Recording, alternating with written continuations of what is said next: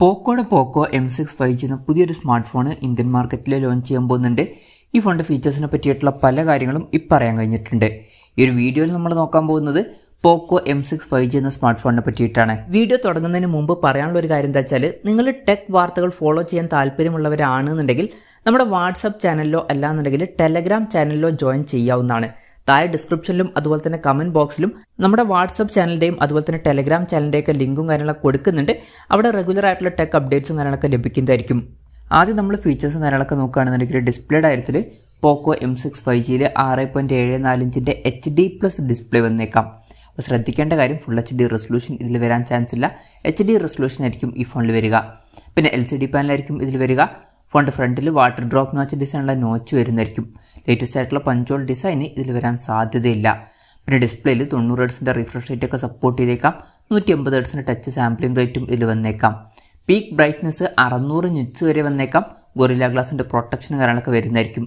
അപ്പോൾ അതിന് മാത്രം മികച്ച ഡിസ്പ്ലേ ഫീച്ചേഴ്സൊന്നും ഇതിൽ വരാൻ ചാൻസ് ഇല്ല.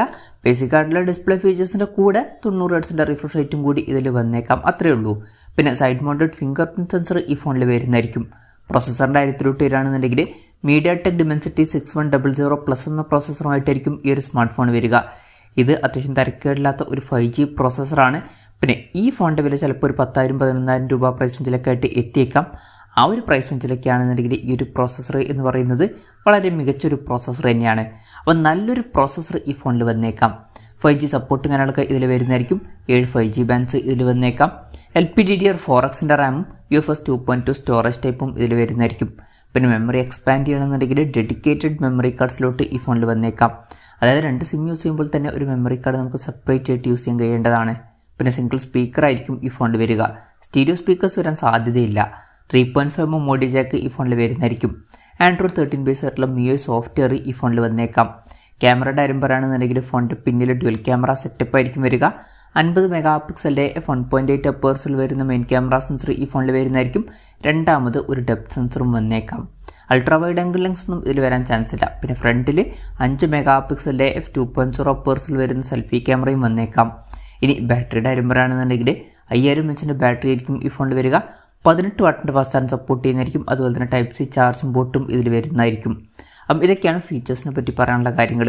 പിന്നെ പോക്കോയുടെ സ്മാർട്ട് ഫോണാണ്.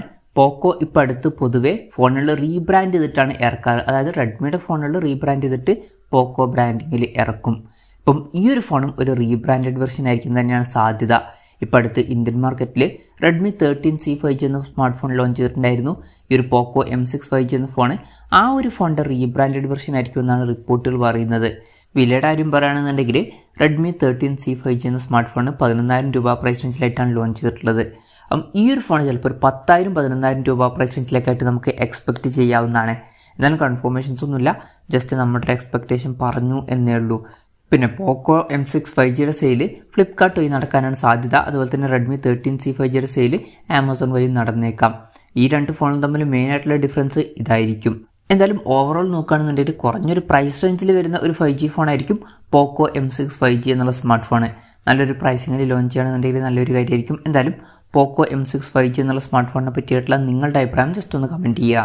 അതുപോലെ തന്നെ ഈ ഒരു സ്മാർട്ട് ഫോൺ ഇന്ത്യൻ മാർക്കറ്റിൽ നിങ്ങളേത് പ്രൈസിങ്ങിലാണ് എക്സ്പെക്റ്റ് ചെയ്യുന്നത് എന്നുള്ള കാര്യം കൂടി ജസ്റ്റ് ഒന്ന് കമൻറ്റ് ചെയ്യുക.